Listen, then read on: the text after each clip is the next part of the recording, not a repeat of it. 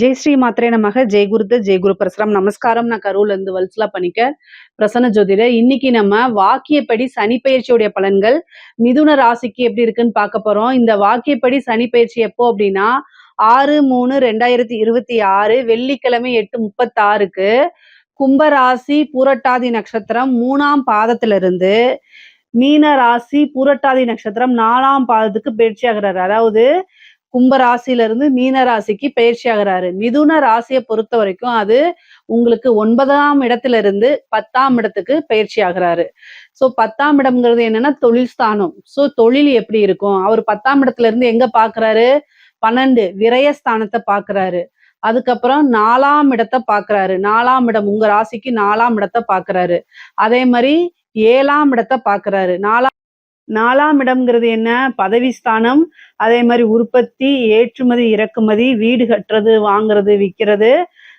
7ஆம் இடம்ங்கிறது என்னன்னா பார்ட்னரு, உங்களுடைய லைஃப் பார்ட்னரு, பிசினஸ் பார்ட்னரு, கணவன் மனைவி இடத்தை குறிக்கக்கூடியது.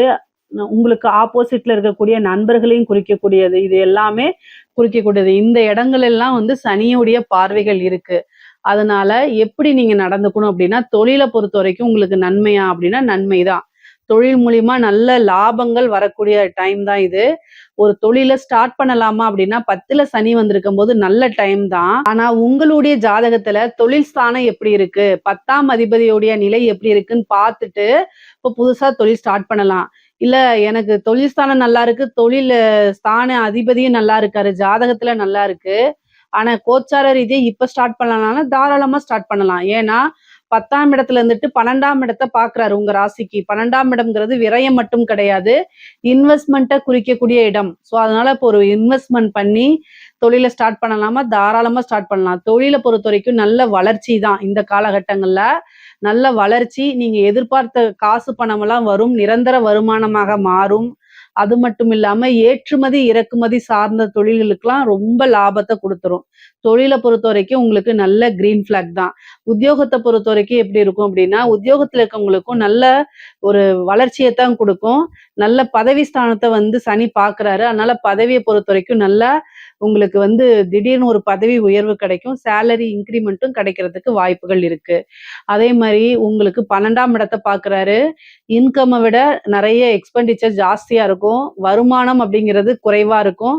ஆனா விரயங்கிறது அதிகமா இருக்கிறதுனால நிறைய இன்வெஸ்ட்மெண்ட் பிளான் பண்ணிக்கங்க. காசு பணம் வரும், ஆனா அதே நேரத்துல செலவும் ஆகும். அதைத்தான் நான் சொல்ல வரேன். அப்ப நீங்க என்ன பண்ணணும் அப்படின்னா, நீங்க செலவை எந்தெந்த செலவுன்னு எழுதி பார்த்து பழகுங்க. மிதுன ராசிக்காரங்க சோம்பேறித்தனத்தை தவிர்த்தரணும். இந்த காலகட்டத்தை பொறுத்த வரைக்கும் தொழிலு ஒரு ஜாப்ல போய் செட்டில் ஆகிறது, ஒரு பிசினஸை ஸ்டார்ட் பண்ணி உங்களோட கெரியரை ஃபர்ஸ்ட் ஸ்டார்ட் பண்ணக்கூடிய டைம்ல இது சூப்பரான டைம். ஆனா கொஞ்சம் அலட்சியத்தையும் சோம்பேறித்தனத்தையும் தவிர்த்துட்டா ரொம்ப ரொம்ப நல்லது. உங்களுக்கு சக்சஸ் ஆன டைம் தான் இந்த டைம். சனி நல்ல ஒரு சக்சஸ கொடுக்க போறாரு.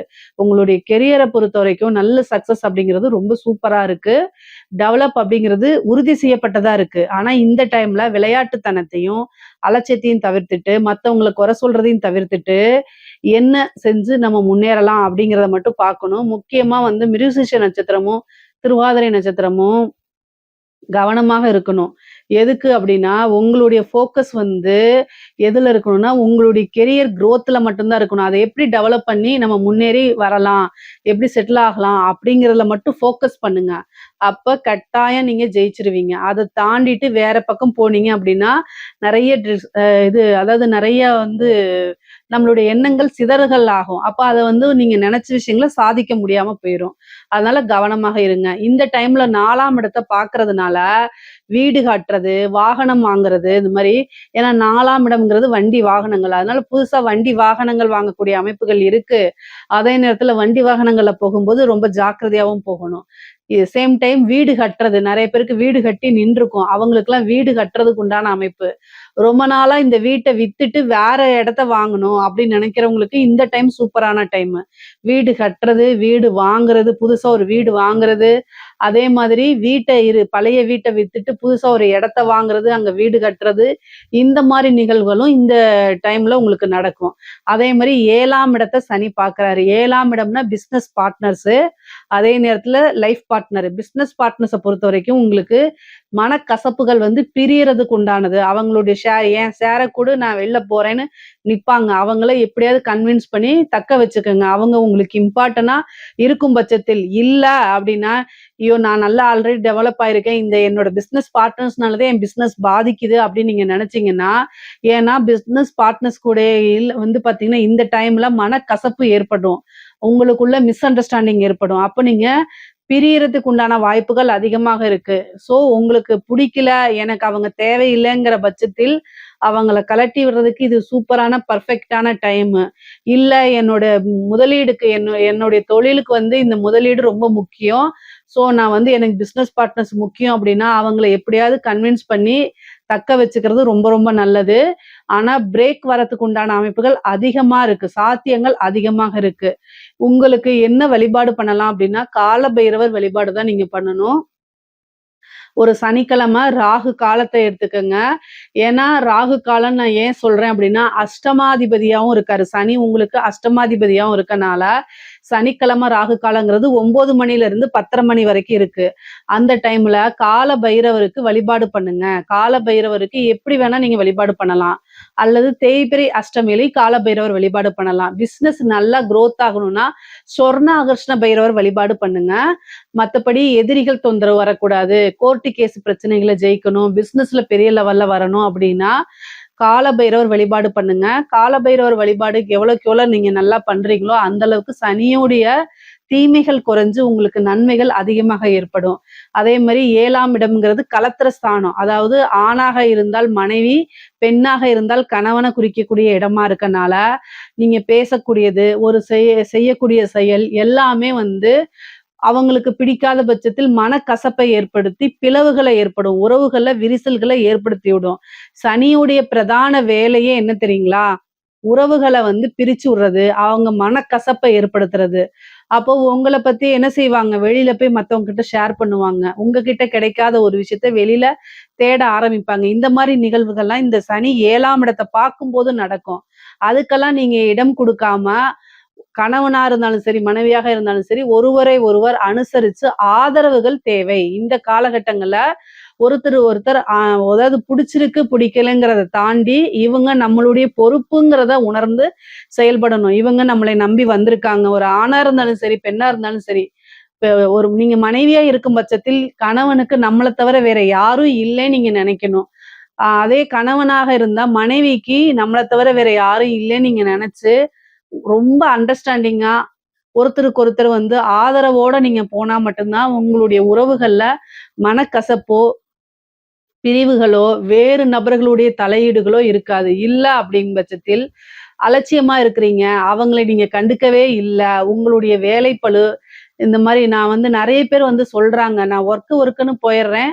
அதனால என்னுடைய வீட்ல அவங்கள நான் கண்டுக்க முடியல அப்படின்னா, உங்ககிட்ட கிடைக்காத ஒரு விஷயம் வெளியில தேடத்தான் செய்வாங்க. இது வந்து இந்த காலகட்டத்துல நெறைய பேருக்கு இது நடக்குது. ஆனாலும் புரிய வைக்கணும். அவங்களுக்காக நீங்க கொஞ்சம் ஸ்பெண்ட் பண்ணணும். நீங்க வந்து யாருக்காக சம்பாரிக்கிறீங்க? யாருக்காக கஷ்டப்படுறீங்கன்னு உணர்ந்து செயல்படுங்க. 24 மணி நேரத்துல ஒரு 1 மணி நேரம், 2 மணி நேரம் கூட ஒதுக்க முடியாதுங்களா? இதுக்காக ஒதுக்கி கஷ்டப்பட்டு தான் ஆகணும். உங்களுக்கு ஒரு உறவு கிடைக்கணும்னா, காசு பணம் சம்பாரிக்கிறதே எவ்வளோ பெரிய விஷயம். காசு பணத்த குடுத்து கூட ஒரு நல்ல உண்மையான உறவ வாங்க முடியாது. ஆனா அந்த காசு பணத்துக்கு மேலானது உறவு. ஸோ அவங்களுக்காக நீங்க டைம் ஸ்பெண்ட் பண்ணி தான் ஆகணும். ரொம்ப அட்ஜஸ்டபிள், அண்டர்ஸ்டாண்டா போனா மட்டும் தான் நீங்க ஒரு உங்களுக்குள்ள வந்து ஒரு பிரிவினைகள்லாம் வராம தவிர்க்கப்படுங்க. அதே மாரி உங்களுக்கு வந்து 10ஆம் இடத்துல வந்து சனி இருக்கனால ஒரு கர்மஸ்தானம், கருமம் செய்யக்கூடிய அமைப்புகளும் இருக்கு. 10ஆம் இடம்ங்கிறது கர்மஸ்தானம். ஸோ அதனால உங்களுடைய உறவினர்களோ, அதாவது உங்களுடைய குடும்பத்துல இருக்கக்கூடிய நபர்களுக்கு மருத்துவ கண்டம் அல்லது வந்து ஒரு மூதாதையர்களை இறந்து அவங்களுக்கு கருமம் செய்யக்கூடிய அமைப்புகள்லாம் வரும். நீங்க கவனமாக இருந்துக்கணும். பொதுவா வழிபாடுகள பண்ணிக்கங்க. உங்களுக்கு பொருளாதார ரீதியாவும் சரி, மத்த ரீதியாவும் சரி நல்ல வாய்ப்புகள் இருக்கு. வருமானம்லாம் நல்லா பெருக்கி குடுக்கக்கூடிய அமைப்புகள் தான் இந்த சனி பயிற்சியில உங்களுக்கு இருக்கு. இதுல ஏதாவது சந்தேகங்கள் இருக்கு அப்படின்னா கமெண்ட்ஸ்ல கேளுங்க. கட்டாயம் நான் ஆன்சர் பண்றேன். நம்மளுடைய சேனல லைக் பண்ணுங்க, ஷேர் பண்ணுங்க, சப்ஸ்கிரைப் பண்ணுங்க. நன்றி, வணக்கம். கடவுள் அருள் டிவியை பார்த்தமைக்கு நன்றிகள். மேலும் இது போன்ற தகவல்களை தெரிந்து கொள்ள கடவுள் அருள் டிவியை சப்ஸ்கிரைப் செய்யுங்கள். மறக்காமல் பெல் ஐக்கானை கிளிக் செய்யுங்கள்.